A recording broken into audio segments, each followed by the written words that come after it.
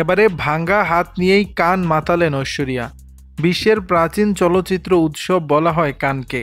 14ই মে বসেছে উৎসবের ৭৭তম আসর। প্রতিবারের মতো এ আসরেও রেড কার্পেটে হাঁটার ঐতিহ্য ধরে রেখেছেন বলিউড অভিনেত্রী ঐশ্বরিয়া রায়। বৃহস্পতিবার ঐশ্বরিয়াকে গডফাদার খ্যাত নির্মাতা ফ্রান্সিস ফোর্ড কপলোর নতুন ছবি মেগালোপোলিস এর প্রিমিয়ারে লাল গালিচায় হাঁটতে দেখা গেছে, সোনার বিবরণ সহ একটি কালো এবং সাদা পোশাকে। পোশাকটি ডিজাইন করেছেন ফাল্গুনী সেন ময়ূর।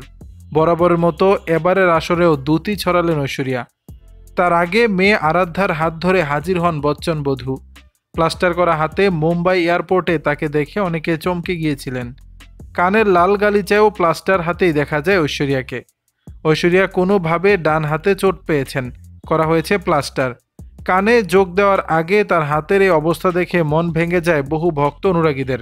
কিন্তু দমে যাননি ঐশ্বরিয়া। ভাঙ্গা হাত নিয়েই কানের লাল গালিচা মাতান, সঙ্গে মানুষের হৃদয়ও জয় করে নেন। ঐশ্বরিয়া রায় 2002 সালে কান চলচ্চিত্র উৎসবে ভারী সোনার গয়না সহ নিতা লুল্লার শাড়িতে প্রথম হাঁটেন রেড কার্পেটে। সেই বছরই তার ছবি দেবদাস সেখানে প্রিমিয়ার হয়েছিল। তিনি অভিনেতা শাহরুখ খান এবং পরিচালক সঞ্জয় লীলা বানসালির সঙ্গে উপস্থিত হয়েছিলেন। এরপর থেকে প্রায় প্রতি বছরই উৎসবে হাজির থেকেছেন এই অভিনেত্রী। লরিয়াল প্যারিসের অন্যতম ব্র্যান্ড অ্যাম্বাসেডর হিসেবে রেড কার্পেট রেখেছেন মাতিয়ে। দর্শক, বিষয়টি নিয়ে আপনাদের মতামত জানাবেন নিচের কমেন্ট বক্সে।